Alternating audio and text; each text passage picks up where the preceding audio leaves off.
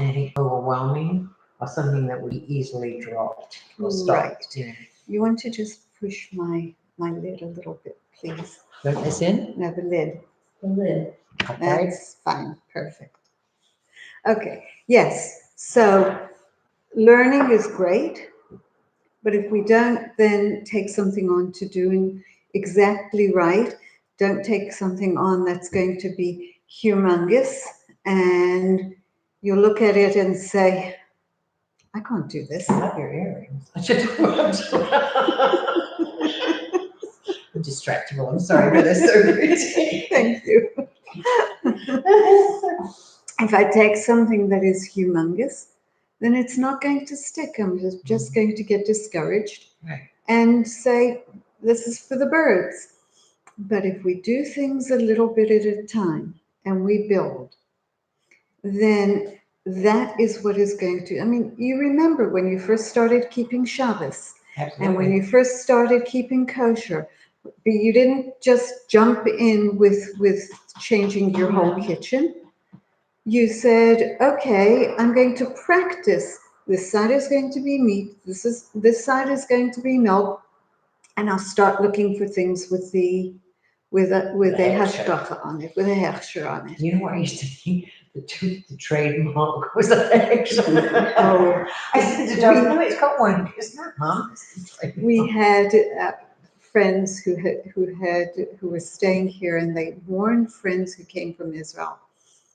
Just be careful, the OR does not mean anything. And they showed them the OU, and they showed them the Chav K, and they showed them all the different Hechsherim, all the different symbols. And when people came back, they said to them, so how did you find it? Oh, it was fantastic. And they pointed to the OR. They said, this was all over. Listen, I picked up something one time because I thought it was so cute.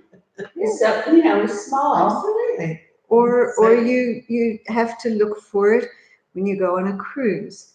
You ask them to bring everything out, and they bring it to your table, and you can see. And sometimes it's a teeny, teeny, teeny little hechsher that you can find somewhere in the most ridiculous place. Yeah, sometimes that seems silly. They make it chat harder for us. So you know what? That's also schar. Then you also get reward. Yeah. Everything that's a little bit harder. And when Adam and Chava were in Gan Eden, and that's when we talk about Gan Eden, we're not talking about a place that is a specific place. We all have. It says that Vayita Hashem planted a tree within. That tree, you know what the tree is? The tree is the tree of Torah. It's Chaim Hi, because that is a tree of life to all those who keep it. So all of us have that tree implanted within us. Hello. All of us have that tree, that Eitz Chaim Hi implanted within us. And every time we look for, and every time we do something that's a little bit out of the ordinary, that's a little bit more difficult, then we've got that extra step, we've got that extra boost. And that's what the Mesillat Yesharim is saying as well, that when we look at it and we see that what we have to try and aim for is that closeness, that attachment that we have to Hashem. When we're looking for that whatever the hashgacha is, when we're looking to find whatever that extra, what can I do that's a little bit extra? That va'ani kirvat Elokim lito, getting closer to Hashem. David HaMelech, King David says in Psalms in 27:7, he says, that closeness is so good for me. And what is Tov? Tov is the good, the great good that Hashem has put into the world. And David HaMelech says, I asked Hashem for one thing, and then he goes on to enumerate three things. Shifti v'veit Hashem, I'll be encompassed in the circle of Hashem all the days of my life. Lachzot b'noam Hashem, I'm going to enjoy the aura that Hashem gives. Ulevaker be'echelo, and to be there and to stay in and to visit his place. Those are three things, not one, but they all boil down to the same thing, and that is dveikut. That is attachment to Hashem. So every person has to try. It's just a quick review. Just a quick review. So every person has to try to be able to find their point of dveikut, their point of where am I, how am I creating that attachment that I need to have to Hashem. And whatever we do, we develop ourselves. The mitzvot are here for our self-development. Each and every one of us, and this is what we stressed last week, and it's what we're going to stress this week again. Each and every one of us is unique. Each and every one of us has a unique piece that's going to fit into that huge jigsaw puzzle that's going to be in Olam Haba, in the world to come, and it's going to fit into a part of the chariot of Hashem, whatever that means. And he needs each and every one of us, and so we have to perfect ourselves so that we can be part of that. And HaKadosh Baruch Hu put a lot of distractions into this world for us. Why? So that we can earn. That's where the distractions come in. The more we say, this is a distraction and I'm going to distance myself from the distraction, and I will bring myself closer to that shefa of Hashem, that beauty of attachment to Hashem. So the more, sometimes we find it very difficult. Rabbi Niven, I mentioned this last week, that Rabbi Niven, when he gave a class, he said, sometimes it's lefum tzara agra, whatever the effort is. Sometimes we have to put a great deal of effort into what we're trying to accomplish. And sometimes we fail miserably, but we haven't failed because we've moved ourselves that little bit, and we can start from a little bit further. David HaMelech, you'd think that David HaMelech, King David, who was so great, would have had a very easy time, but he didn't. He had a life full of travails. He had a life full of difficult situations. I mean, from the very beginning, his father always thought that he was illegitimate because his wife was pregnant and he didn't realize that he had slept with his wife. He thought he was sleeping with the shivcha. He thought he was sleeping with the Kanani, Evet Kanani, the Kanani woman. So he thought that he was illegitimate. And when Shmuel Hanavi, when Samuel the prophet came to anoint a king from the household of Yishai, the oil, the pomegranate oil, wouldn't come out. It just wouldn't come out of the container, no matter what he did. So Shmuel said to Yishai, do you have any other children? He said, well, yeah, but, we don't consider him. He said, call him. And they went out and they called David HaMelech, and they called David and they brought him in, and the Shemen Afar Simon, the oil, jumped out to greet him. So you'd think, he's on such a high level, of course he's going to be able to come just to walk in and to be perfect. But time after time, there were obstacles in his way. Shaul started to get jealous. Shaul, because the Ruach HaTov, the special closeness to Hashem, became implanted in David HaMelech right at that very beginning of his anointment, and left Shaul. And the only way that Shaul was able to get out of this it manifested as though it were depression, but it was trying to fill that void that was inside of him, that the Ruach Hashem, that special closeness to Hashem, wasn't there. The only way that he could get out of that was through music. And who played the music? David. And then all of a sudden he realized he also had, Shaul also had Doeg HaEdomi, who was his advisor. And his advisor hated David HaMelech because Doeg himself was also a number of different reasons. We're not going into this, but each and every one of David's attempts to do something that was right would seem to be thwarted or an obstacle put into his way.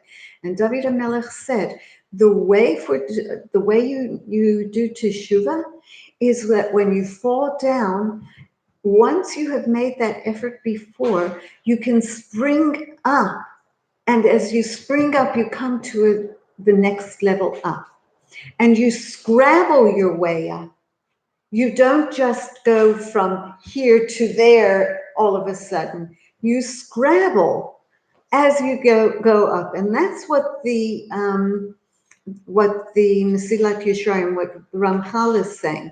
He's saying there are all these taivas, all these desires that we have, all these yetzer haras that we have. And if we actually begin to say, you know what, what's it going to hurt? It's just this little thing. It's a harchaka, it's pushing us away from Hashem. Mm-hmm. So when we overcome that obstacle, maybe we've come down and we've allowed ourselves to be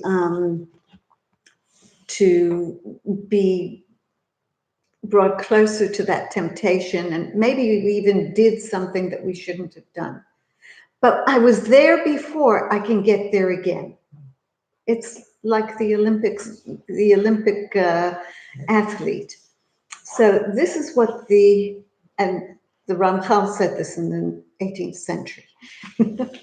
So this is what we were talking about last week. So this week, and the other thing is that it's not always something that looks like it's good that is good for us. For example, wealth and poverty.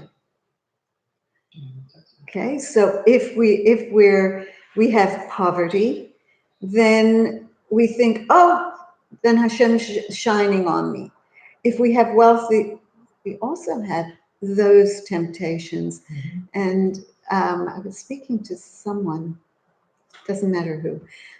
Someone was talking about the fact that people who have wealth often have a bigger responsibility. Right. There was someone that I knew who always would say to me, oh, if only I could be like so-and-so who was born into wealth. And so one day when this person came into where the other, we'll call her Esmeralda, came into where she was, she said to him, you are so lucky. You were born wealthy. You were born with a silver spoon in your mouth. You must be on top of the world. And he looked at her and he said, you think that it's really so easy? He said, I worry all the time that I'm not doing enough for my community and for the communities that I could be supporting. I have a huge boulder on my shoulders, and I have to figure out, am I doing what Hashem wants me to do with this wealth that He has given me? So we're not, just because we're wealthy doesn't mean that we're blessed, and if we're poor, we're also blessed. And the Gemara says that the Tanai who said, the daughter said, I don't have any oil for Shabbos. And he said, well, you know what? It's the same God that makes the oil burn, will make the water burn. And so it did. it's when we are closer to Hashem, when we are on a greater par with Hashem, then everything, what we think is a miracle is not a miracle, because it says, yeah, Hashem can do anything. Which brings us into this week, because what Hashem said is, everything that I created in this world, I created for you to use in order to bring you closer to me. I didn't make it for me. I don't need it. I don't need anything. I created human beings to give human beings a special, something very special, to give the human being that closeness that they crave to Hashem. And I've given you the method with which to get to it. And this ties into the miracle of Hanukkah as well.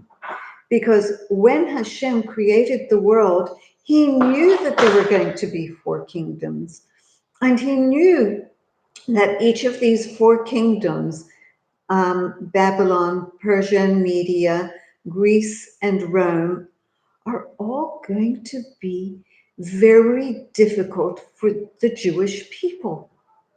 He knew that when he started it. And it's, as Rabbi Goldberg said, God created a perfect world with imperfections. Perfectly. Right, perfectly. But the imperfections were built in, because if we don't have to work for them, then we're not going to recognize them. Then we're not going to feel the satisfaction. Then we're not going to have that sipuk, that feeling of sufficiency. Yes, I got to do something that Hashem wants from me. So everything that we do has to be with the idea in mind that we're doing this so that we can become closer to Hashem. That's the purpose of our being in this corridor. That's the purpose of our being before that entryway, why we can't go from here straight from, why did there have to be a chet? Why did there have to be a sin? Why did there have to be a blemish on the perfection that Hashem put into the world? Because if there is not that perfection, then we're just like the angels. Angels have no freedom of choice. They are given a job to do, and that is all they can do. That is who they are. So just like each of the angels, and of course angels aren't a being with human, that's spirit. No, they're not these mirages with halos and wings. They are a shlichut, a malach. A malach is a job. It is a mission. Each malach has its own mission. In the Kriyat Shema, before we go to sleep, in the saying, what do we say? On my right hand is Michael. Yemini Michael. Mismoli, on my left hand, Gabriel. Milfanai, Uriel. In front of me is Uriel. Behind me, Gabriel. No. Mimini Michael, Mismoli Gabriel. Milfanai, Uriel. Me'acharai, Raphael. Raphael is the healing malach. Va'al Roshi Shechinat Kel. And above me is HaKadosh Baruch Hu. In other words, these are malachim. They have a responsibility. That is all that they can be. The human being was created with a clean slate, unlike what the religions of the world think. We were born with a clean slate, and we fill that slate. And we fill that slate through our bechira chofshit, through our freedom of choice. And if we look really hard about what goes on in this world, we realize that everything was made that can either distance us or bring us closer. And we have to make that decision, and we have to take that responsibility. Do you want to read a sentence so that I'm not just talking all this time and each of you is contributing one sentence at a time? So if you go to the sentence of, if we go more deeply. Oh, okay. You want me to read that? Yeah. If you look deeper into the matter, you will see that this world was created for man's use, but behind man stands the great balance. For if he is drawn after the world and distanced from his creator, behold, he corrupts himself and corrupts the world with him. Okay, so let's stop there for a second. So what is this saying? Sorry, I don't even know. Well, Let me- not only do we corrupt ourselves, but when we don't do, The next one. No, it's here. Yeah, okay. I'm sorry. If you go further. Yeah, if we don't do things that bring us closer to Hashem, then we're corrupting the world too. It's not just us. Right. It's not just us. It's everything, everyone and everything. Everything that we do has ramifications, not just for our own selves, but for everything and everyone and everything around us. And why do I say everything? Because when Hashem created the world, what was the first thing he created? What was the first thing Hashem created? Light? Yeah. Light. Light. Yeah. First thing Hashem created with, what did he do with that light?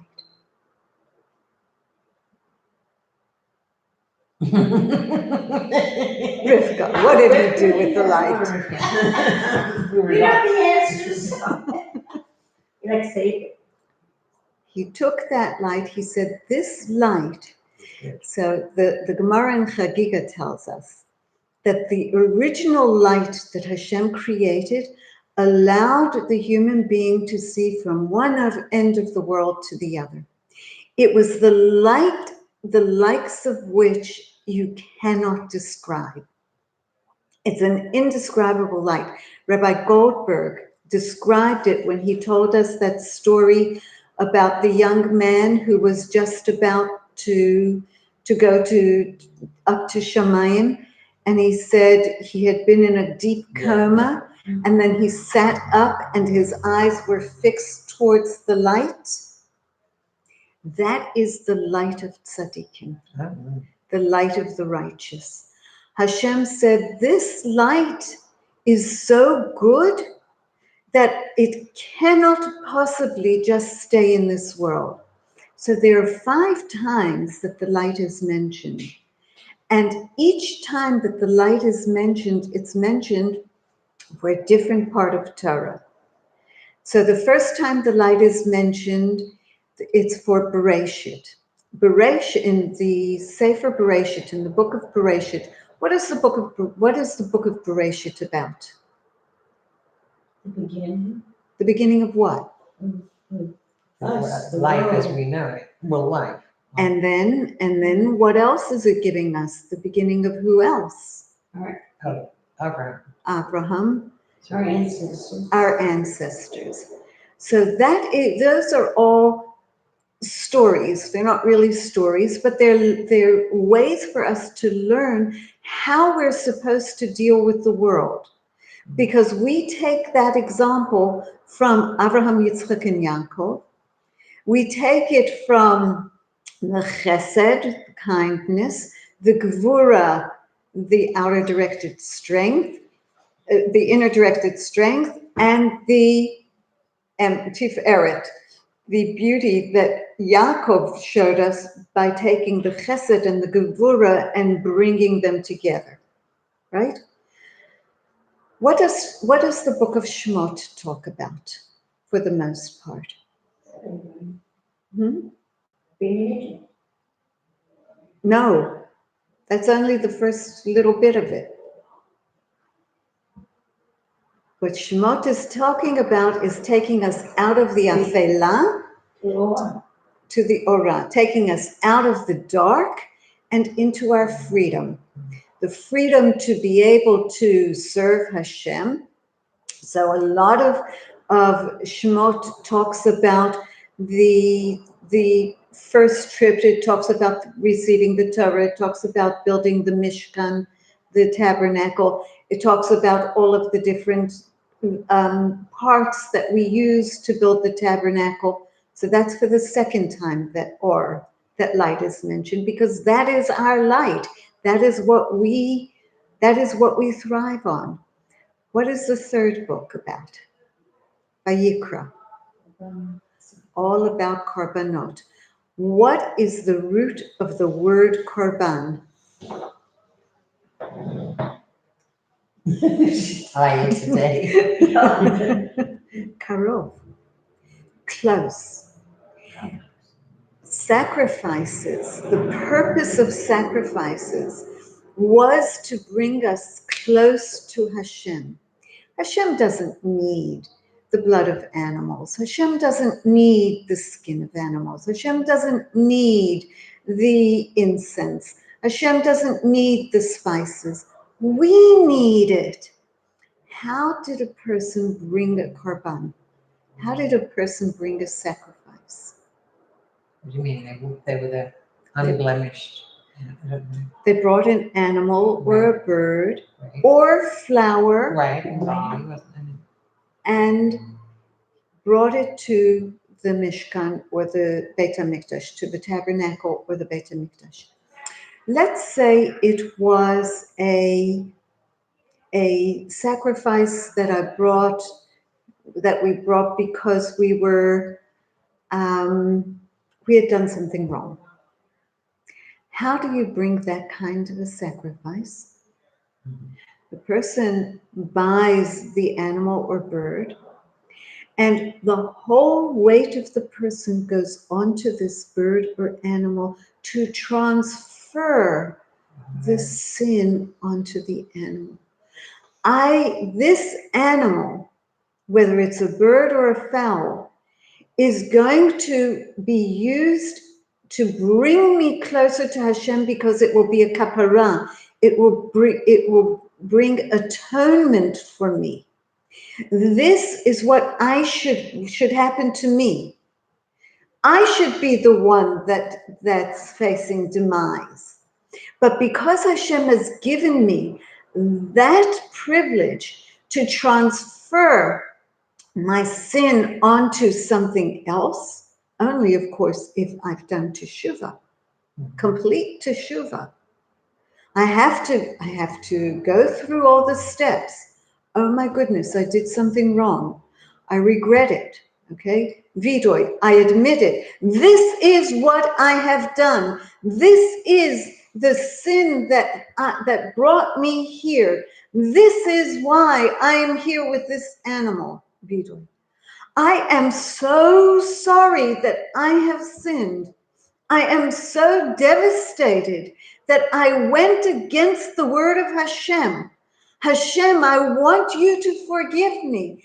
Please, Hashem, take this in my stead. Charata. And I will never, ever do this sin again. Now, these are very strong words. The Rambam, Maimonides, has a whole book on Hilchot Teshuvah, on the laws of Teshuvah.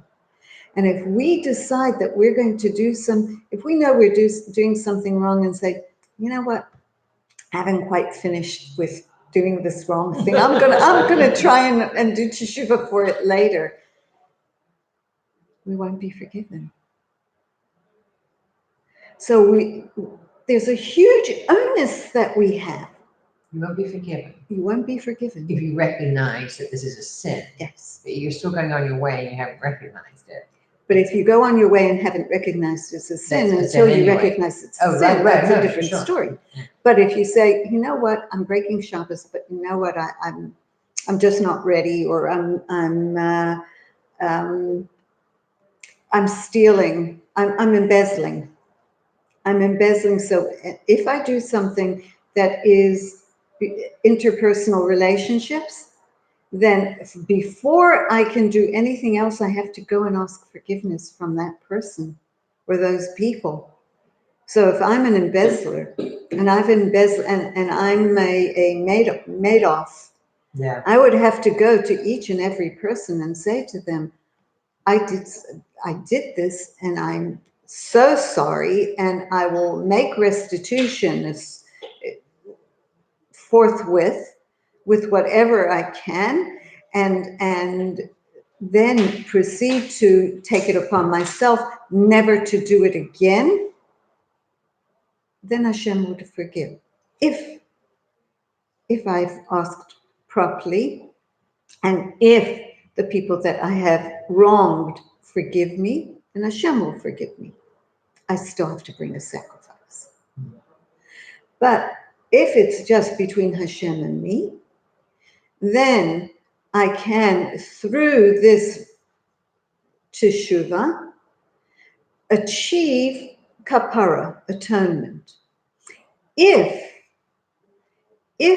I am so, I have such an abhorrence of what I did, that there is no way in the world that I could possibly do it again, then that sin uncouples from me. And instead of being considered a sin, it becomes even a mitzvah. So you don't have to bring a korban. You do have to bring a you still korban. have to. But now that we don't have korbanot, I know. we don't I'm have thinking about sacrifices, kafaras because we don't even have use, it. we don't even use it. So I realized, when we do the money and everything on Yom Kippur, and I suppose that was the cost of the korban. No. It had nothing to do with it. It was just you were bringing that to Hashem, and you put the sin onto the animal. Right. You know what I'm saying? It's like the money seems too little in a way. But So we don't anything have else. korbanot. Right. So we don't have sacrifices. Right. Mishama parim svatenu. That we've, the Anshe Knesset Gedolah, the men of the Great Assembly, put this they already brought the tefillot together, the davening together, before the Beit HaMikdash was destroyed. So there were already tefillot, there were already prayers. So we can do that instead because we don't have korbanot. But what the Ramchal is telling us, and what you read, Marilyn, is that Kirvat Hashem, that by my trying to become closer to Hashem, when I do this, but I have to realize that if I do a sin, if I do something wrong, I'm polluting everything around me. It's not just myself that I'm polluting. That's why the world is the way it is. It's Everybody's certainly. Everybody's affected. Absolutely. Everybody's affected. Everybody's affected. Yeah. Okay, do you want to read further? And if?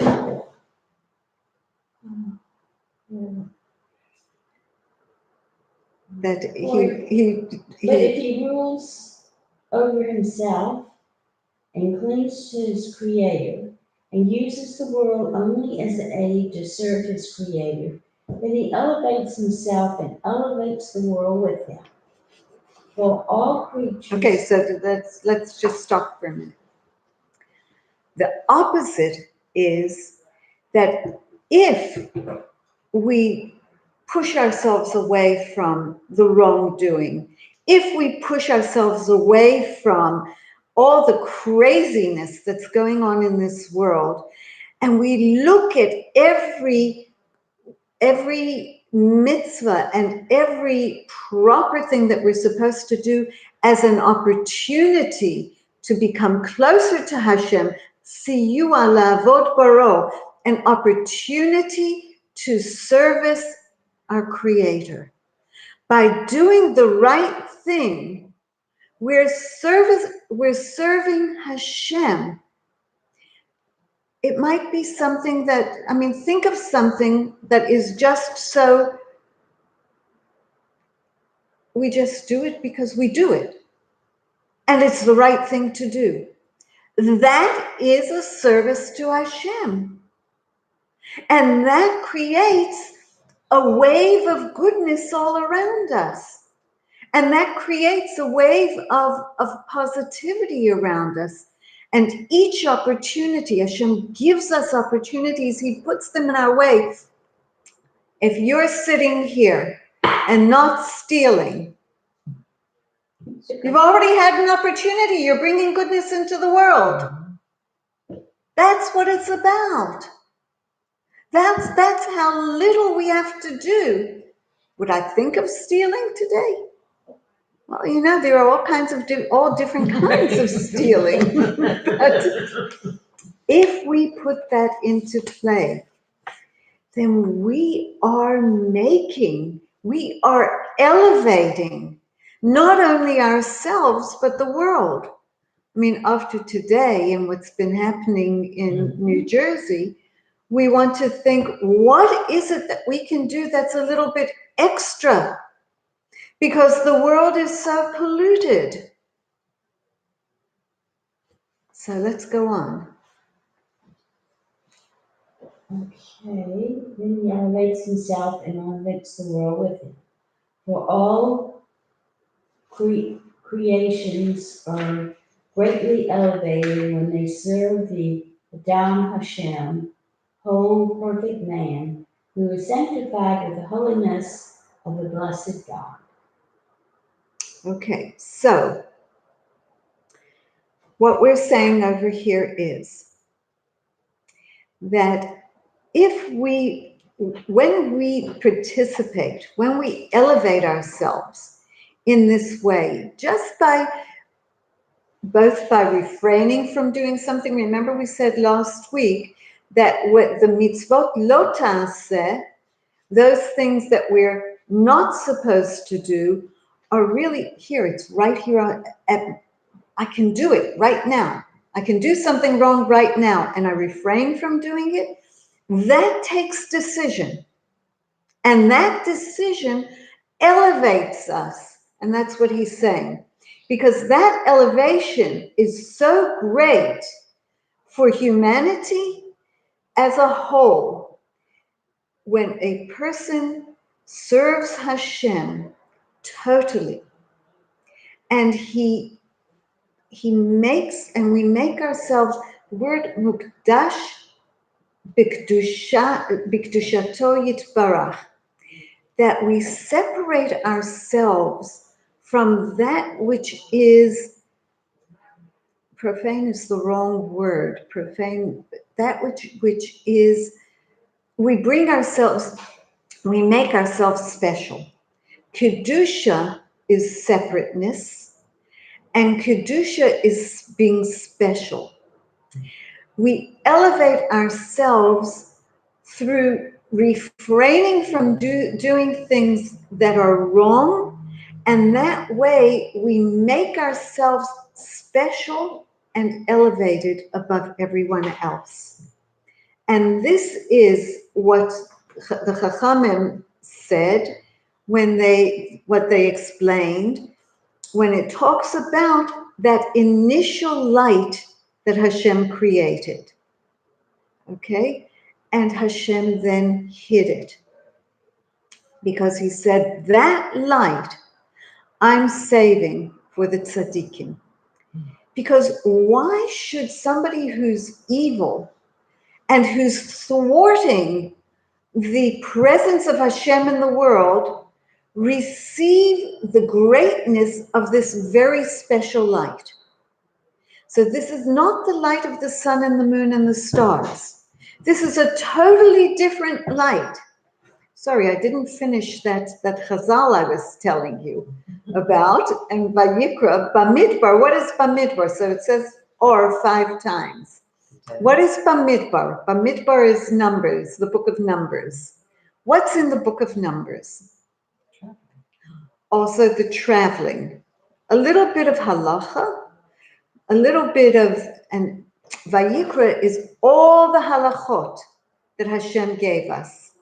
All the halachot have a basis, many of the halachot have a basis in the book of Vayikra, in Leviticus. In the book of Numbers, we have travels. And what is the book of Devarim called? Sefer Devarim. What's another name for it? We're picking again. Mishneh Torah. A repetition of all the mitzvot in the Torah. However, that repetition is not just a repetition. There's always something a little special and a little different and a little extra that Hashem put into there.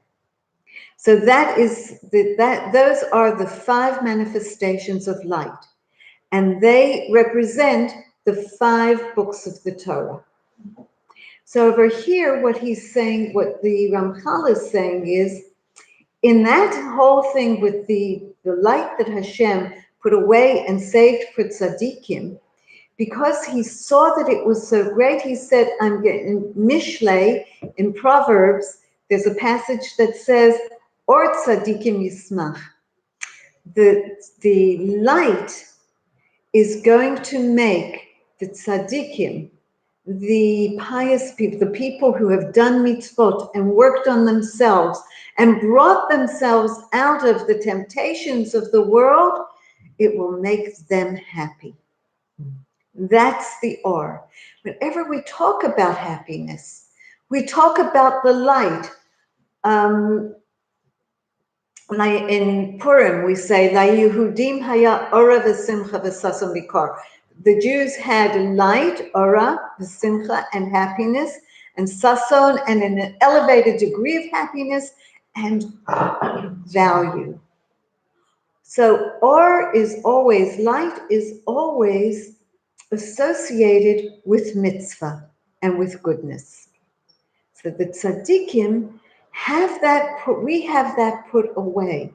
For when we come into that world that's going to be olam haba, that's put away from us.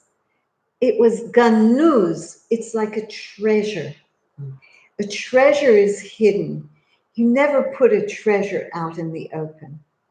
Because if you put a treasure out in the open, you're afraid somebody's going to steal it. Well, you can't steal a light, but you can benefit by it. And that beneficial light is reserved as a reward for those people who have really toiled and worked hard in this world to achieve a level.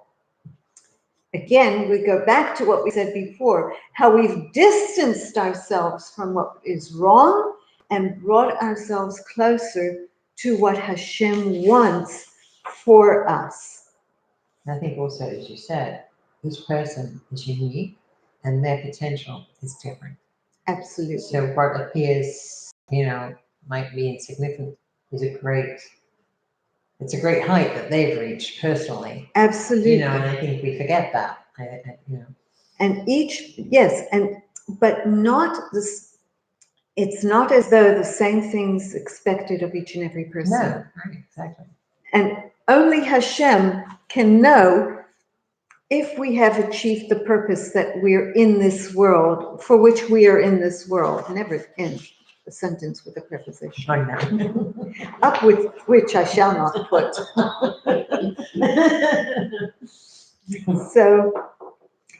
So what the Ramchal is saying, and what he's the passages that he's bringing, and it links with sources in the Gemara that say that Or Tzadikim, the light for Tzadikim, this is actually from Or Tzadikim v'ner Rishon, Or Tzadikim Yismach. This is in Mishlei, in Proverbs, that the light is going to make tzaddikim happy. The ner rishaim yid'acha, and the light of and the candle for the rishaim, for the non-righteous, is going to be extinguished. In other words, that light that Hashem put away is not going to be enjoyed by those who earn the title of Russia. Okay, so I was just going to ask you about the tzaddikim in this context. It's everybody who's like living up to their potential. It's not truly, obviously as we refer to Everybody tzaddikim. who's made the effort. Remember what we said. The effort is key. We keep going back to that Mishnah in Pirkei Avot that says, Lefum tzara agra. According to the effort, we get the reward according to the effort. If we sit back and say, oh, that's too much for me, I'm just not going to do it. We don't put the effort in, we don't get the reward. But if we put the effort in and we keep seeing ourselves fall down and not get to it, and that's why I brought David HaMelech in, because David HaMelech wasn't perfect. King David was not perfect. And yet it says about King David, when King David wanted to build the Beit HaMikdash, was he allowed to? Why? It was going to a lot of faults. Ki damim rabim shafachta. Because you have spilled a lot of blood. What does that mean? It doesn't mean because you've killed people. Quite the contrary. The way that Chazal explain it is that every war that David HaMelech fought, number one, he asked permission from the Urim V'Tumim, from the breastplate, that told him, should I go out to war? And the Kohen Gadol, who was the one who could read the breastplate, would tell him yes or no. And the colors would change. The colors would change. So he asked every time. So the sages asked, I don't understand. If he asked every time and he was so concerned that he was doing the right thing, why does Hashem say to him, Ki damim rabim shafachta, because you've shed so much blood? So we're told, Chazal tell us that what that means is every bit of blood that was spilled in any war that you went out to fight was as though you brought sacrifices. And because that sacrifices are so special to Hashem, and they were so multitudinous in David HaMelech's life, Hashem said, if you built the Beit HaMikdash, I would never be able to destroy it.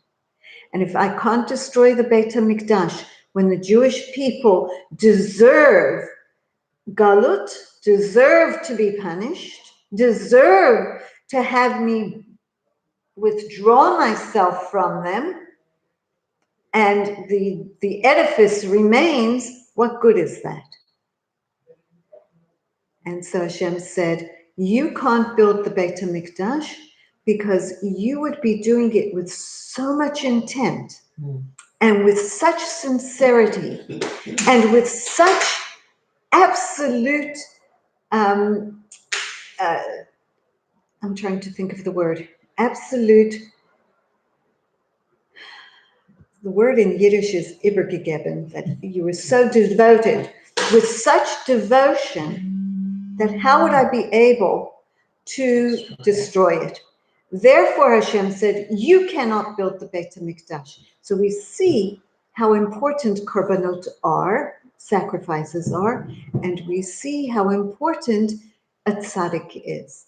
When a tzaddik does something with absolute devotion, then that tzaddik reaches he jumps every hurdle, even if in the process he has fallen, the fact that he has tried to jump the hurdles is what counts. And I think that's our lesson for today. So really, this is kind of like a side thing, just for clarity, and going back to Tanya. So, Raj, are we in the middle? Just are we working? So there's the Rasha, there's the Sadiq, and the Benoni. Right. So are we there? Are we considered even Rashas? I mean, no, we're not considered Rishon. We're not evil. I mean, No. Okay. No. Russia does something absolutely on purpose. I am going to do it because Hashem tells me not to do it. That's a Russia.